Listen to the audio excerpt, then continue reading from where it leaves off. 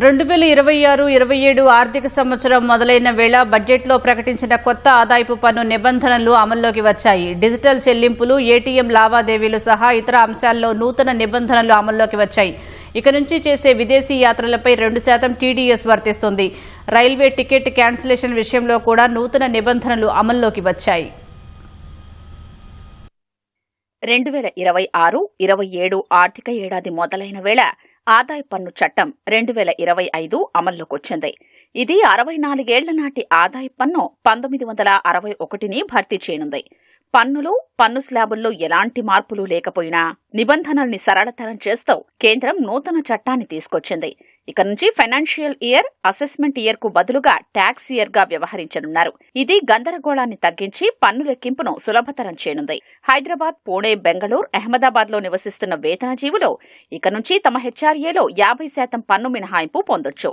ఇప్పటి వరకు ఢిల్లీ, ముంబై, కోల్కతా, చెన్నై నగరాలకే పరిమితమైన ఈ ప్రయోజనాన్ని కేంద్రం మరో 4 నగరాలకు విస్తరించింది. హెచ్ఆర్ఏ కింద మినహాయింపులు పొందాలంటే అద్దెదారు, ఇంటి యజమాని మధ్య ఉన్న అద్దె ఒప్పందం వెల్లడించడం తప్పనిసరి. ఇది కూడా పాత పన్ను విధానం ఎంపిక చేసుకున్న వారికే వర్తిస్తుంది. ఫ్యూచర్స్ పై సెక్యూరిటీస్ లావాదేవీల పన్ను 0.02 నుంచి 0.05% పెరిగింది. ఇక నుంచి పాన్ కార్డు పొందాలంటే ఆధార్తో పాటు voter ID, passport, birth certificate వంటి అదనపు పత్రాలు సమర్పించాల్సి ఉంటుంది. రిజర్వ్ బ్యాంక్ ఆఫ్ ఇండియా మార్గదర్శకాల ప్రకారం ఇక నుంచి చేసే అన్ని డిజిటల్ లావాదేవీలకు 2 ఫ్యాక్టర్ అథెంటికేషన్ తప్పనిసరి.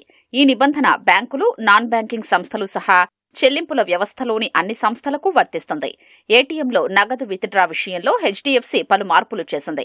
ఇకపై యూపీఐ ద్వారా చేసే విత్డ్రాలను కూడా సాధారణ విత్డ్రాగానే పరిగణించనుంది. ఉచిత లావాదేవీల పరిమితి దాటితే ప్రతి లావాదేవీకి ₹23తో పాటు పన్నులు చెల్లించాల్సి ఉంటుంది. పంజాబ్ నేషనల్ బ్యాంకు రోజువారీ ఏటీఎం నగదు విత్డ్రా పరిమితుల్ని సవరించింది. ఎంపిక చేసిన డెబిట్ కార్డులపై నగదు విత్డ్రా పరిమితిని 50% మేర తగ్గించింది. రైల్వే టికెట్ కాన్సిలేషన్ విషయంలో కూడా నూతన నిబంధనలు అమల్లోకొచ్చాయి. రైలు బయలుదేరడానికి 24 నుంచి 8 గంటల మధ్య టికెట్టు రద్దు చేసుకుంటే 50% మినహాయించుకుని మిగిలిన మొత్తాన్ని తిరిగిస్తారు. 70 నుంచి 24 గంటల మధ్య టికెట్లు రద్దు చేసుకుంటే 25% మొత్తాన్ని మినహాయించుకుంటారు.